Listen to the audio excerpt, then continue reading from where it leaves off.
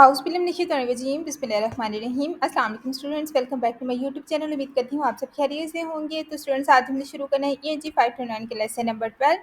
I hope so आप लोगों को लेसन नंबर 11 तक अच्छे से समझ आई होगी। लेकिन कोई भी कन्फ्यूजन होती है तो मुझसे कमेंट बॉक्स में पूछ लिया करें या मेरे व्हाट्सएप लिंक ज्वाइन कर लें। कोई मसला होता है तो व्हाट्सएप ग्रुप में भी आप शेयर कर सकते हैं। लेसन 12 स्टार्ट करते हैं, टेक्नोलॉजी एंड L2 राइटिंग, जिसमें हमारे पास टॉपिक्स हैं technologies for L2 writing, web 2.0 application, automated writing evaluation, criterion, Turnitin writing, PAL और W PAL, L2 writing and AWE, L2 writing and the corpus based technologies, future research and the development.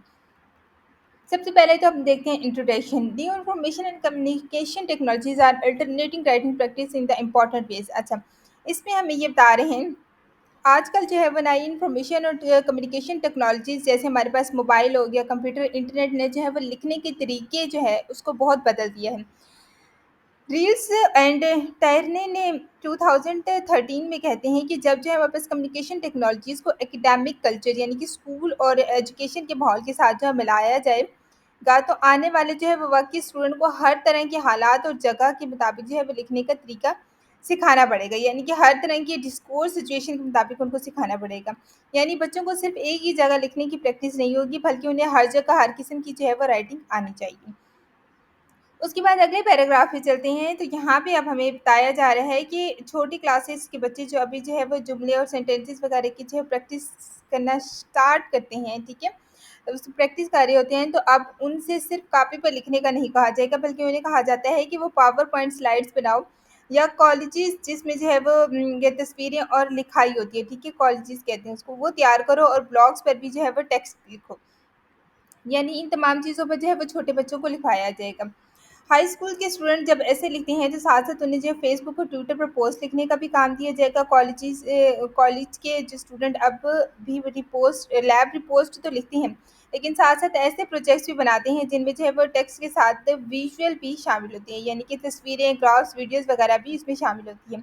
आज की कामयाब जो है businessman अपनी बात ये दूसरों तक पहुँचाने के लिए जो है वो मुख्तलिफ सोशल मीडिया प्लेटफ़ॉर्म्स जैसे हमारे पास फ़ेसबुक, इंस्टाग्राम, ट्विटर्स वगैरह पर भी लिखते हैं। उसके बाद in this context are teachers, school and colleges are challenge to respond their changing nature of the writing. अच्छा, इसमें अब यहाँ कहा जा रहा है कि इस पैराग्राफ में बताया गया है कि आजकल जो है वो लिखने का तरीका यानी कि राइटिंग प्रैक्टिस बदल रहा है। इसलिए जो है वो हर स्कूल, टीचर, कॉलेज को भी इसी तब्दीली के साथ जो है वो चलना पड़ेगा। ये क्या है कि हैरिंगटन एंड मोरन 2009। अच्छी बात यह है कि यही नई टेक्नोलॉजी जो है वो लिखने के अंदाज़ जो है वो बदल रही है, वही राइटिंग सिखाने के भी जो है वो मददगार बन गई है। अब बिज़नेस और एजुकेशन दोनों में इन टूल्स को जो है इस्तेमाल किया जा रहा है, ताकि राइटिंग सिखाने और सीखने का तरीका जो है वो बेहतर बनाया जा सके। इस चैप्टर्स में बताया गया है कि कौन-कौन सी टेक्नोलॉजीज़ बनाई गई हैं जो राइटिंग के प्रोसेस में जो है वो मदद देती है और किस तरह वो स्टूडेंट को लिखाई सिखाने के लिए जो है वो इस्तेमाल होती हैं। फिर इसके बाद इस चैप्टर में जो है वो हमारे पास एम्पिरिकल रिसर्च का जायज़ा लिया गया है कि ये सॉफ्टवेयर और वेब बेस्ड टेक्नोलॉजीज़ जो है वो किस हद तक L2 राइटिंग यानी कि सेकंड लैंग्वेज राइटिंग सिखाने में जो है वो इफ़ेक्टिव है। आखिर में इस चैप्टर में बताया गया है कि मुस्तकबिल में जो है वो L2 राइटिंग सिखाने के लिए मज़ीद कौन-सी टेक्नोलॉजीज़ और हमारे पास पेडागोजीज़ यानी कि टीचिंग मेथड जो है वो बनाई जा सकती हैं।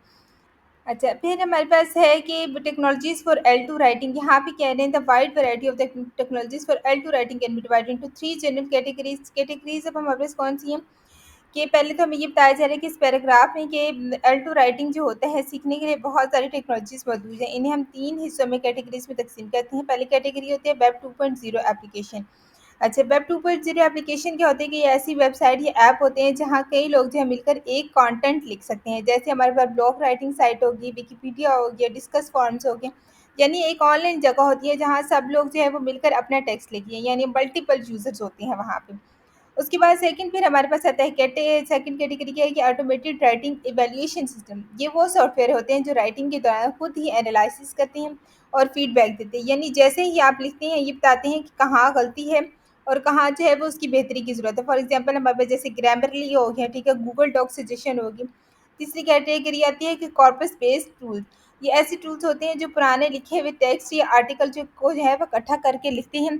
फिर ये राइटर्स को कोई वर्ड्स या सेंटेंस चेक करना चाहिए कि ये लफ्ज़ किस तरह जो इस्तेमाल होता है, तो वो उन टेक्स्ट में जो है वो उसको लिख सकता है, मतलब टेक्स्ट में देख सकता है। यानी ये रेफरेंस की तरह होता है। For example British national corpus हो गया या गूगल एनग्राम्स हो गया, ये एग्जांपल है इसकी। आगे फिर हम लोग देखें तो web 2.0 application. Web 2.0 application include a variety of social media sites such as Facebook, Twitter and web as blogs. अब वेब 2.0 एप्लीकेशन जो होती है, ये एक ऐसे टूल्स और वेबसाइट्स होती है जैसे हमारे पास फेसबुक, ट्विटर या ब्लॉग्स, ये सब जो है वो सोशल मीडिया साइट्स कहलाती हैं। एड टू लर्नर्स के लिए इसके फ़ायदा क्या होता है कि जो बच्चे या बड़े सेकंड लैंग्वेज सीख रहे होते हैं, उनके लिए ये वेबसाइट बहुत अच्छी अपॉर्चुनिटी देती है। वो अपनी लैंग्वेज की प्रैक्टिस सिर्फ क्लासरूम में ना करें, बल्कि रियल ऑडियंस यानी असल लोगों के सामने जो है अपनी बात लिखें और उनसे जो है वो कम्युनिकेट भी करें। इस तरह उनकी ज़बान और ज़्यादा अच्छी हो जाती है, क्योंकि अक्सर लोग जो हैं वो उन्हें समझते हैं और जवाब देते हैं। उसके बाद लैंग्वेज का हमारे पास मकसद क्या होता है कि ज़बान का असल मकसद सिर्फ प्रैक्टिस करना नहीं होता, बल्कि दूसरों के साथ जो है वो कम्युनिकेट यानी बातचीत करना होता है। इसीलिए जो है वो आजकल लैंग्वेज टीचिंग बच्चों को कहती है कि वो सिर्फ कॉपी में ना लिखें, बल्कि जो है सोशल मीडिया, ऑनलाइन टूल्स पर भी जो है अपनी ज़बान इस्तेमाल करें। गूगल डॉक्स का फ़ायदा क्या होता है कि गूगल डॉक्स हमारे पास एक ऑनलाइन टूल है जिसमें कई जो है बच्चे या लोग एक साथ जो है वो राइटिंग कर सकते हैं। उसे कहते हैं कोलैबोरेटिव राइटिंग, यानी मिलकर जो है वो पैराग्राफ, ऐसे या स्टोरी लिखना।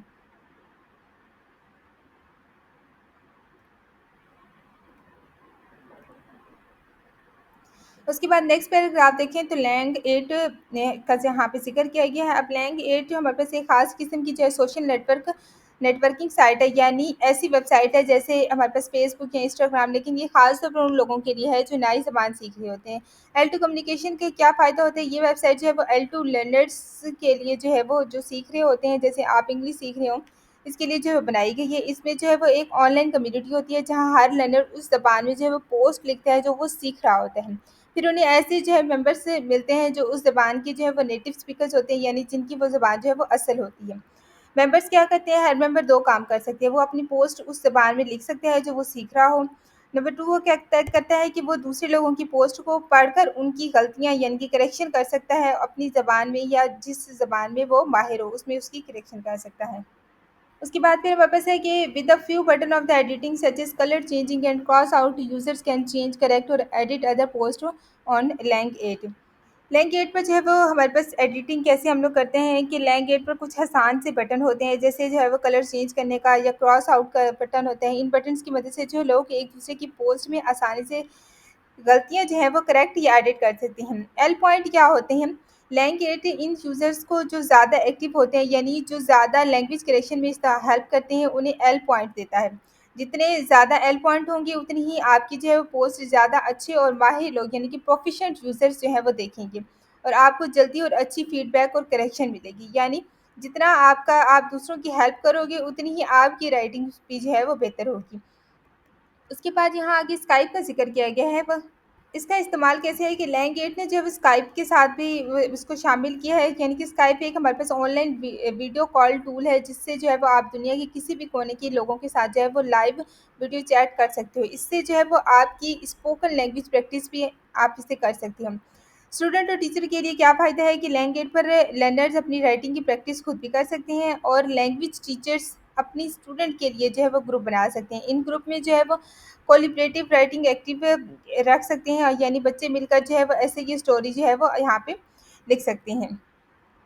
एग्जाम्पल दूँ कि फ़र्ज़ करो आप एक लैंग्वेज पर जो है वो समर वेकेशन पर एक पैराग्राफ लिखते हो, कोई दूसरा जो है वो इंग्लिश स्पीकर आपकी गलती जो है वो कलर चेंज करके या क्रॉस करके जो है वो ठीक करेगा।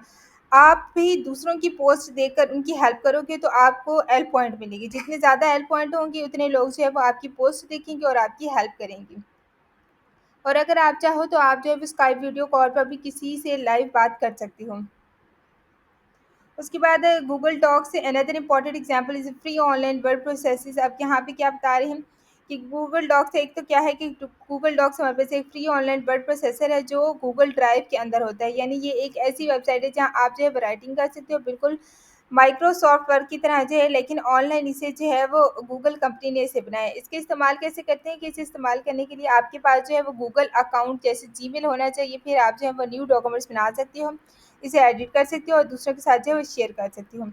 गूगल डॉक्स के जो है हमारे पास फीचर क्या है कि ये एक हमारे पास मुकम्मल जो है वर्ड प्रोसेसर है जिसमें आप आसानी से टेक्स्ट लिख सकते हो, एडिट कर सकते हो। इसका इंटरफेरेंस भी बहुत ईजी है, जैसे हमारे पास माइक्रोसॉफ्ट वर्ड है।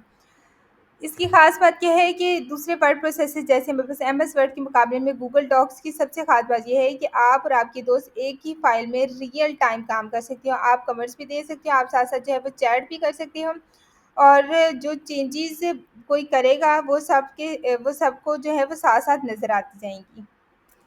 आगे है कि additionally the composing and revision history on Google Docs is automatically saved and a record of the entire composing process available for the review. इसमें अब ये बताया जा रहा है कि जब जो है वो आप गूगल डॉक्स में कुछ लिखते हो तो उसकी कंपोजिंग और रिवीजन हिस्ट्री जो होती है वो खुद ऑटोमेटिकली जो है वो सेव हो जाती है। यानी आप जो भी लिखते हो, जो भी जुमला डिलीट करते हो, ये जो जुमला बाद में चेंज करते हो, वो सब गूगल डॉक्स खुद याद रखता है ताकि आप बाद में जो है दोबारा देख सको कि कब और कहाँ क्या लिखा था। उसके बाद में राइटिंग को पब्लिश या डाउनलोड करने का तरीका हमारे पास क्या होता है कि जब राइटिंग मुकम्मल हो जाए तो उसे जो है वो ऑनलाइन पब्लिश भी कर सकते हो या डाउनलोड करके जो है वो अपने कंप्यूटर या मोबाइल में सेव कर सकते हो। ये राइटिंग आप मुख्तलिफ फाइल फॉर्मेट्स में सेव कर सकती हो, जैसे हमारे पास माइक्रोसॉफ्ट वर्ड हो गया, पीडीएफ, प्लेन टेक्स्ट हो गया, एचटीएमएल पेज वगैरह हो गए। यानी जैसे आप चाहो वैसे सेव कर सकती हो। उसके बाद लैंग्वेज टीचर में डॉक्स गूगल का कैसे इस्तेमाल होता है, चूँकि हमारे पास गूगल डॉक्स कोलैबोरेटिव राइटिंग के लिए जो है वो बेहतरीन है, जहाँ बच्चे और टीचर एक साथ जो है वो राइटिंग प्रैक्टिस करते हैं। इसलिए आजकल जो है ये हमारे पास लैंग्वेज क्लासरूम में जो है वो बहुत ज़्यादा इस्तेमाल हो रही है। इसको बहुत ज़्यादा यूज़ किया जा रहा है, चाहे स्कूल हो, कॉलेज हो या यूनिवर्सिटी हो, हर जगह जो है वो लैंग्वेज लर्नर्स को गूगल डॉक्स पे मतलब गूगल डॉक्स को जो है वो लैंग्वेज लर्निंग में पसंद किया जाता है। उसके बाद हमारे पास अगला टॉपिक आता है automated writing evaluation. Automated writing evaluation जिसे हम लोग एडब्ल्यूई शॉर्ट फॉर्म में कहते हैं, system have been developed to assist both native speaker and alternate learner to write more accurately by providing them with automated corrective feedback. इसमें अब ये कह रहे हैं कि हमारे पास एडब्ल्यूई सिस्टम ऐसे खास कंप्यूटर प्रोग्राम होते हैं जो राइटिंग करते वक्त जो है बच्चों और बड़ों की गलतियों यानी मिस्टेक्स पकड़कर उन्हें जो है वो ऑटोमेटिकली फीडबैक देती हैं। यानी जैसे आप लिखते हो आपको ये बताते हैं कि स्पेलिंग ठीक है या नहीं, ग्रामर ठीक है या नहीं, सेंटेंस सही बना बना है या नहीं। ये सिस्टम जो होते हैं नेटिव स्पीकर्स यानी वो लोग जिनकी वो ज़बान असल ज़बान हो, ठीक है, और एल टू लर्नर जो नई ज़बान सीख रहे होते हैं, दोनों को हेल्प करती हैं कि वो बेहतर और सही राइटिंग करें। उसके बाद एडब्ल्यूई काम कैसे करता है कि एडब्ल्यूई के अंदर जो होता है वो एनएलपी यानी कि नेचुरल लैंग्वेज प्रोसेस और मशीन लर्निंग की जो मॉडर्न टेक्निक को लगी होती हैं जो उन्हें ज़्यादा पावरफुल बनाती हैं। यानी ये सिर्फ जो है स्पेलिंग चेकर की तरह नहीं बल्कि जो है वो पूरा सेंटेंस जो है वो समझ कर मीनिंग, ग्रामर, पंचुएशन देकर राइटिंग को जो है वो बेहतर बनाते हैं। उसके बाद एडब्ल्यूई टूल की जो हमारे पास एग्जाम्पल है, दुनिया में कई मशहूर जो है डब्ल्यूई सिस्टम्स हैं, जैसे क्राइटेरियन हो गया, टर्टिनियन हो गया, राइटिंग पैल हो गई। ये सब जो है वो राइटिंग चेक करने के पावरफुल जो है वो टूल्स हैं जो ज़्यादातर यूनिवर्सिटीज़ और लैंग्वेज स्कूल्स में जो है वो यूज़ होते हैं। अब यहाँ पे हम लोग बात करें तो सबसे पहले तो हमारे पास क्राइटेरियन बताया हुआ है। क्राइटेरियन क्या है कि यहाँ पे आगे उन्होंने एक वेबसाइट भी बताई हुई है, is a web based commercial writing evaluation and feedback tool developed by the educational testing service ETS। क्या है क्राइटेरियन? एक हमारे पास web based commercial writing evaluation tool है, यानी ये जो है वो एक ऑनलाइन वेबसाइट है जो आपकी राइटिंग चेक करती है और फीडबैक भी देती है, यानी कि ETS एजुकेशनल टेस्टिंग सर्विस ने इसे बनाया है। किसके लिए है कि ये टूल जो है प्रोग्राम्स K-12 यानी कि स्कूल लेवल और उसके बाद हायर एजुकेशन यानी कॉलेजेस, यूनिवर्सिटीज़ दोनों के लिए जो है वो इस्तेमाल होता है। ये काम कैसे करता है? क्राइटेरियन में एक खास जो होता है ऑटोमेटेड स्कोरिंग इंजन लगा होता है जिसका नाम हमारे पास रेटेड। जब जो है वो आप ऐसे लिखते हो तो ये आपको जो है वो होलिस्टिक स्कोर यानी कि मुकम्मल नंबर देता है, जैसे 1 से जो है वो 4 पॉइंट या 1 से जो है वो 6 पॉइंट तक। और साथ-साथ में जो है वो डिटेल फीडबैक भी आपको देता है। फीडबैक किस-किस चीज़ पे मिलता है? क्राइटेरियन 5 कैटेगरीज़ में जो है वो फीडबैक देता है। सबसे पहले क्या होता है कि ग्रामर होता है, उसके बाद यूज़ेज़ होती है, मशीन ग्रामर क्या है, ज़बान की गलतियाँ हो गई, यूज़ेज़ क्या हो गए, लफ्ज़ों का सही इस्तेमाल हो गया, उसके बाद मशीन मैकेनिक्स हो गई यानी कि कैपिटल लेटर जब पंक्चुएशंस वगैरह, स्टाइल क्या है, लिखने का अंदाज़, ऑर्गेनाइज़ेशन एंड डेवलपमेंट भी देता है। फीडबैक 2 तरह का होता है।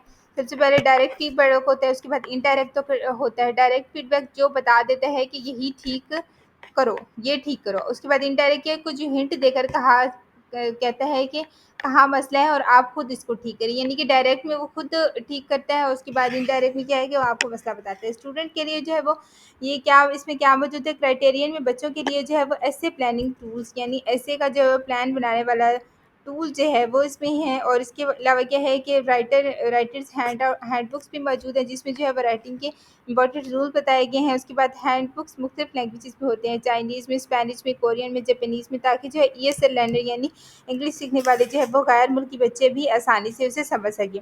उसमें टीचर्स के लिए फ़ायदा क्या है? टीचर्स भी जो है वो क्राइटेरियन में पहले से मौजूद ऐसे टॉपिक से बच्चों को जो है वैरायटी का काम दे सकते हैं या अपना न्यू टॉपिक भी जो है वो बनाकर बच्चों को लिखने को दे सकते हैं।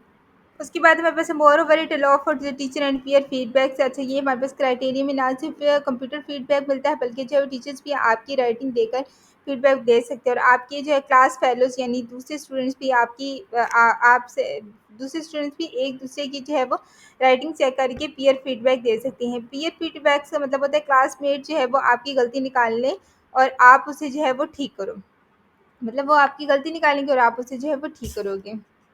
उसके बाद है कि डिफरेंट यूजेस क्या होती हैं, स्टेजेस क्या होती हैं। क्राइटेरियन को जो है वो राइटिंग इंस्ट्रक्शंस के मुख्तलिफ स्टेजेस पर इस्तेमाल किया जाता है, जैसे क्लासरूम्स में ऐसे लिखने का प्लान बनाने के लिए, या एक दूसरे को जो है वो पीयर फीडबैक देने के, क्लास से बाहर जो है वो इस्तेमाल कर मतलब आउट ऑफ क्लास इसको कहते हैं। स्टूडेंट अपनी जो है वो राइटिंग सबमिट कर सकते हैं और फीडबैक मिलने के बाद जो है वो दोबारा रिवाइज कर सकते हैं। उसके बाद आगे चलते हैं तो नेक्स्ट पे हमारे पास आता है टर्निटिन। इसकी भी उन्होंने वेबसाइट दी हुई है। Was initially launch as an online plagiarism prevention service by the I patgiven LLC in 1997। इसमें ये कहा जा रहा है कि पहले हमारे पास क्या है कि टर्निटिन एक ऑनलाइन टूल है जो पहले सिर्फ जो है वो प्लेजरिज्म चेकिंग सर्विस था। यानी कि प्लेजरिज्म का मतलब होता है किसी और की लिखी हुई चीज़ को जो है बगैर इज्जत बगैर नाम लिए अपनी कह देना, ठीक है। टर्निटिन को 1997 में एक कंपनी एलएलसी आई पैराडिगम ने जो है वो बनाया था। अब ये क्या काम करते हैं, अब जो टर्निटिन जो है में एक और भी जो है वो कई नई फंक्शंस जो है वो आ गए हैं। आई पैराडिगम ने जो है दूसरी कंपनियों से मिलकर और कुछ कंपनियों को जो है वो खरीद कर उसे सिर्फ जो है वो प्लेजरिज्म चेकर से बढ़ाकर एक बड़ी राइटिंग प्लेटफॉर्म बना दिया। अब ये है कि ऑनलाइन ऑटोमेटेड ग्रेडिंग यानी कंप्यूटर खुद राइटिंग को नंबर देता है, और पीयर रिव्यू यानी दूसरे स्टूडेंट्स एक दूसरे को जो है वो उसकी राइटिंग को देखकर फीडबैक देते हैं। ये भी अब ये काम करता है। एग्जाम्पल उन्होंने नीचे दी भी है। एग्जाम्पल देखें तो यहाँ पे अब इस एग्जाम्पल से आगे बता रहे हैं कि इटर्निटी ने जो अपने अंदर और भी बहुत सी पावरफुल टूल्स शामिल किए हैं, जैसे हमारे पास ई रेटर हो गया, ये हमारे पास ऑटोमेटेड स्कोरिंग इंजन है जो ईटीएस ने बनाया था। और ये जो है आपकी राइटिंग को नंबर देते हैं और ग्रामर चेकिंग भी करता है। उसके बाद लाइट साइड रिवीजन असिस्टेंट है। ये लाइट साइड लैब्स का टूल है जो कि ग्रामर चेकिंग और असेसमेंट के का जो है वो काम और अच्छा बना देता है। टीचर्स फीडबैक कैसे होते हैं कि टीचर्स फीडबैक क्या है कि टर्निटिन में टीचर्स के लिए आसानी है। ये उन्हें जो है वो फ्रिक्वेंटली यूज़ कमिट्स यानी कि बार बार लिखने वाले जो है फीडबैक कमिट्स का ऑप्शन देते हैं। यानी जो बातें टीचर अक्सर बच्चों की राइटिंग में लिखते हैं वो पहले से मौजूद होती हैं, बस सिलेक्ट करना होता है और आपने जो है वो उसमें उसको फीडबैक देना होता है। रुब्रिक्स भी होते हैं जो एक जो है वो स्कोरिंग गाइड होता है कि किस तरह जो है वो नंबर देने हैं।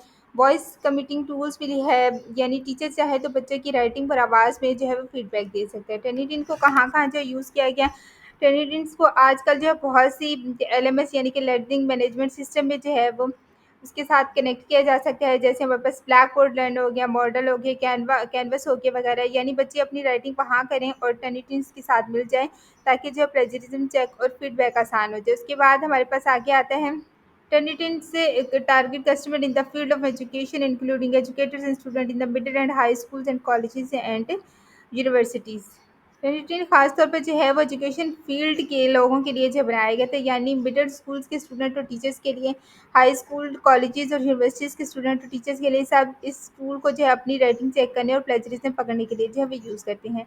इसके बाद क्या है कि टर्निटिन का क्या सहूलत देता है कि बच्चों और टीचर्स के लिए जो है वो ऑनलाइन ट्यूटोरियल्स ये और ट्रेनिंग भी देते हैं ताकि वो आसानी से जो है इस्तेमाल करना सीख लें। ये सहूलियात जो होती है स्टूडेंट्स, टीचर और स्कूल एडमिनिस्ट्रेशन यानी कि स्कूल का निज़ाम देखते हैं उन सब के लिए होती है।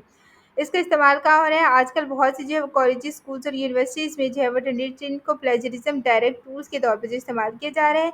यानी बच्चों की राइटिंग में अगर कहीं से जो है वो कॉपी पेस्ट हो तो वो पकड़ लेते हैं।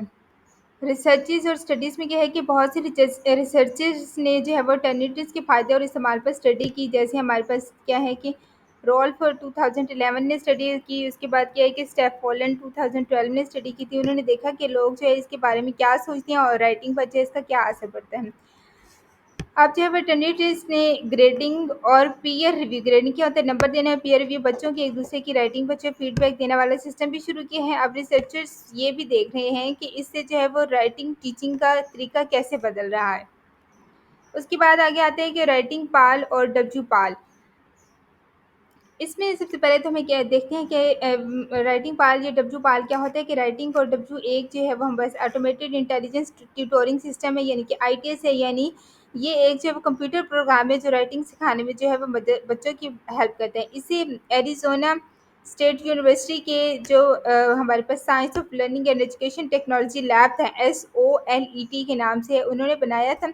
ये किस लिए है? ये खास तौर पर जो है वो native English speakers high school students यानी वो बच्चे जिनकी असल ज़बान इंग्लिश हो उनके लिए बनाया गया है। लेकिन बाद में जो है वो इंग्लिश लैंग्वेज लर्नर्स के लिए, ठीक है, और कॉलेज के लिए, कॉलेज के स्टूडेंट्स के लिए भी इसे यूज़ करने लगे और इन पर जो है वो स्टडीज़ की गई। उसके बाद हमारे पास आता है कि WPAL दूसरे टूल्स से जो है वो कैसे मुख्तलिफ है।